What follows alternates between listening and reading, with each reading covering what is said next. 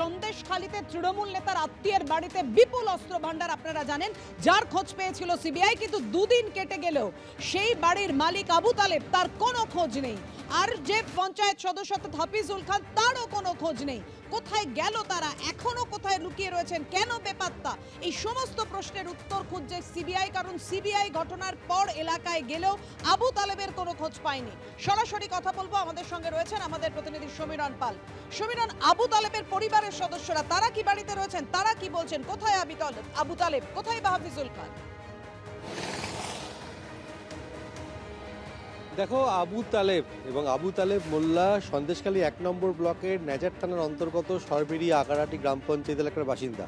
পেশায় টোটো চালক আবু তালেব মোল্লার বাড়ি থেকে বিপুল পরিমাণ আগ্নেয়াস্ত্র, কার্তুজ এবং তার পাশাপাশি বিস্ফোরক উদ্ধার হয় এবং এই ঘটনায় গতকালই সিবিআইয়ের পক্ষ থেকে তার স্ত্রীর বয়ান রেকর্ড করা হয় এবং আজকে সকাল পর্যন্ত তার স্ত্রী বাড়িতেই ছিলেন, কিন্তু তার বক্তব্য যে এই বিপুল পরিমাণ অস্ত্র আবু তালেবের এই বাড়ি থেকে উদ্ধার হয়েছে এবং সেই অস্ত্র পুরোটাই চক্রান্ত করে উদ্ধার হয়েছে এবং সেই অস্ত্র তিনি কোনোভাবেই রাখেননি এবং শেখ শাহজাহানের সঙ্গে আবু তালেব মোল্লার ঘনিষ্ঠ যোগাযোগের কথাও তার স্ত্রী অস্বীকার করেছেন। কিন্তু প্রশ্ন হচ্ছে যে সরবেরিয়া আগারাটি গ্রাম পঞ্চায়েতের তৃণমূলের পঞ্চায়েত সদস্য হাফিজুল খান এবং হাফিজুল খানের আত্মীয় হচ্ছে আবু তালেব মোল্লা এবং যেহেতু তৃণমূলের পঞ্চায়েত সদস্যের নাম জড়িয়েছে এবং তারপর থেকে হাফিজুল খানের কোনো হদিশ নেই।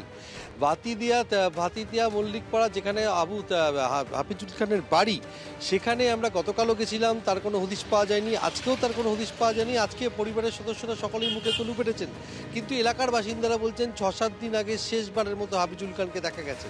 এই হাফিজুল খান হচ্ছে আবু তালেব মোল্লার আত্মীয় এবং যেহেতু তার আত্মীয়ের বাড়ি থেকে বিপুল পরিমাণে অস্ত্র পাওয়া গেছে, শুধু তাই নয়, যে নথি পাওয়া গেছে তাতে শেখ শাহজাহানের নাম উল্লেখ রয়েছে এবং তা থেকে স্পষ্ট এবং সিবিআই আধিকারিকদের বক্তব্য হচ্ছে শেখ শাহজাহানের সঙ্গে আবু তালেব মোল্লার ঘনিষ্ঠ যোগাযোগ ছিল।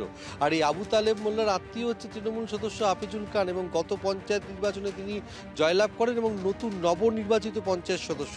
কিন্তু আমরা এর আগে দেখেছি সরবেরিয়া আগারাটি গ্রাম পঞ্চায়েতের যিনি তৃণমূলের প্রধান জিয়াউদ্দিন মোল্লা, শেখ শাহজাহানের ঘনিষ্ঠ সহযোগী এবং ইডির ওপর হামলার নেতৃত্ব দিয়েছিলেন এবং ইতিমধ্যেই জিয়াউদ্দিন মোল্লা গ্রেপ্তার হয়েছে এবং তার পাশাপাশি আরও এক পঞ্চায়েত সদস্য হাফিজুল খান, তারও কোনো হদিশ নেই।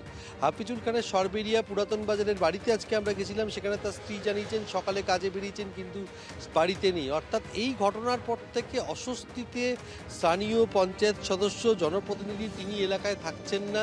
এমনকি ওই পঞ্চায়েতের অপর এক সদস্য অপর্ণা হালদার, তিনি জানিয়েছেন তিনি জানেন না হাফিজুল খান কোথায়, যেহেতু পঞ্চায়েতে একটা অচলাবস্থা চলছে, প্রধান গ্রেপ্তার হয়ে গেছে এবং অন্য এক পঞ্চায়েত সদস্য, তার কোনো হদিশ নেই। পঞ্চায়েত কিভাবে চলছে এ ব্যাপারে প্রশ্ন করা হলে পঞ্চায়েতেরই সদস্য অপর্ণা হালদার একদম এখানেই তো প্রশ্নটা সমীরণ, তাহলে আবু তালেব, হাফিজুল খান তারা কোথায়, কেন বেপাত্তা হলেন? আবু তালেবের স্ত্রী তিনি কি দাবি করেছেন দেখুন। আমার ঘরে বোম আছে কিনা আমি জানি না, নিজে জানি না। আচ্ছা আচ্ছা, আমাকে পুরো ফেঁসে দিয়েছে। কে ফাঁসিয়েছে? সেটা কে ফাঁসিয়েছে আমি বলতে পারবো না। আমি ছাগল চড়াতে যেতাম, ছাগল আমার আনতে যেতাম, কে কখন রেখে গেছে বোমটা আমি জানি না। আচ্ছা, আপনি তো বাড়িতে তো ছিলেন, আপনি তো বাড়িতে সেই সময় ছিলেন যখন সিবিআই আসে। আচ্ছা, আপনি এখানে কি কাউকে সন্দেহ করছেন দিদি? ভয় রয়েছে কোনো ক্ষতি হতে পারে? কাউকে সন্দেহ করছেন আপনি? কাউকে ভয় পাচ্ছেন? আচ্ছা, একটা জিনিস বলা হচ্ছে যে শেখ শাহজাহান সঙ্গে ঘনিষ্ঠ, শেখ শাহজাহান নাকি আসতো এই বাড়িতে, কিছু বলবেন দিদি? না না, শেখ শাহজাহান কোনোদিন আসতো না। শেখ শাহজাহানের আইডি কার্ড পাওয়া গেছে।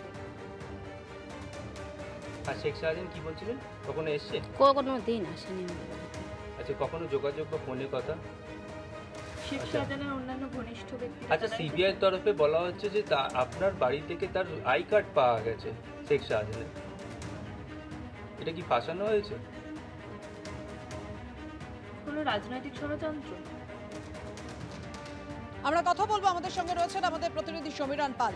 সমীরণ, এখানেই তো প্রশ্ন, আবু তালেব মোল্লা তার স্ত্রী বলছেন যে ভাসানো হয়েছে, চক্রান্ত হয়েছে, তাহলে আবু তালেব মোল্লা নিখোঁজ কেন, উধাও কেন, কেন তার কোনো খোঁজ পাওয়া যাচ্ছে না, কেন বেপাত্তা আবু তালেব মোল্লা? পাপিয়া, আবু তালেব মোল্লা পেশায় টোটো চালক এবং শেখ শাহজাহানের সঙ্গে তার ঘনিষ্ঠতা রয়েছে।